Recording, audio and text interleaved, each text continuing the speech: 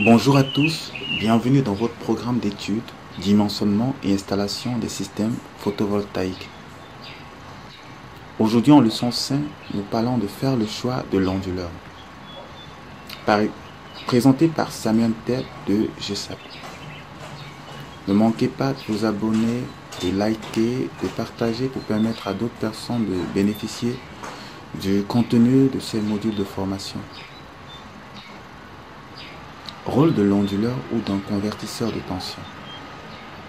Le convertisseur de tension permet de quitter de la tension continue 12, 24, 48 volts, 96 volts à une tension alternative de 220 volts ou de 230 volts en monophasé et de 380 volts ou de 400 volts en triphasé. Sur une fréquence de 50 Hz, autant pour moi. Par exemple, le choix de l'onduleur solaire se fait sur la base de la tension du système, définie plus haut, et de la puissance apparente totale, ST, des appareils de la maison. Notre exemple nous permettra de mieux comprendre. Bilan de puissance. Ici, nous avons besoin de la puissance totale des appareils provenant de la somme de toutes les puissances des appareils. Dans le cas illustré dans le tableau, la puissance totale est PT égale à 575 watts. Ne manquez pas de vous abonner, de liker, de partager pour permettre à d'autres personnes de bénéficier du contenu de ces moments de formation. Comment calculer? Pour obtenir la puissance totale dont notre onduleur aura besoin, nous utiliserons la puissance active PT en watts. On la divise par le cos phi égale à 0,8 pour obtenir la puissance apparente qui s'exprime en volt-ampère. S égale à PT divisé par cos phi. Puis on la multiplie par le coefficient de démarrage D qui varie entre 2 et 3. La puissance de l'onduleur est donc ST égale à D fois S.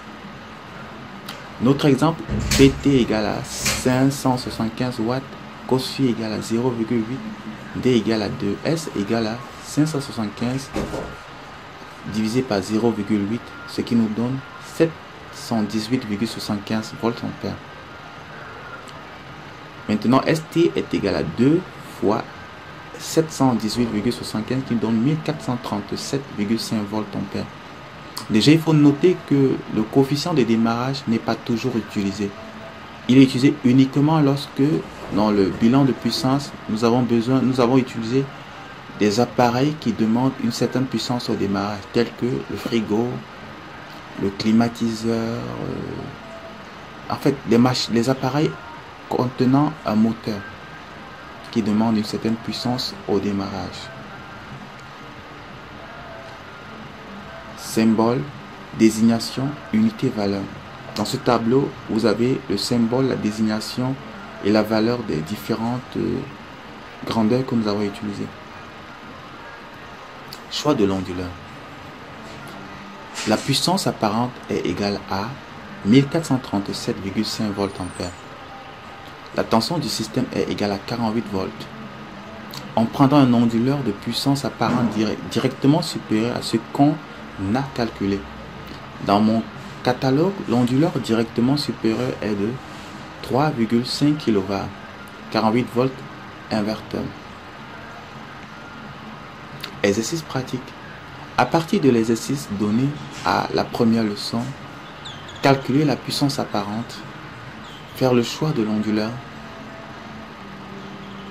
Prochainement, nous apprendrons à calculer et faire le choix de la section de câble. À très bientôt. Ce programme vous est présenté par Samuel Tep de GSAP.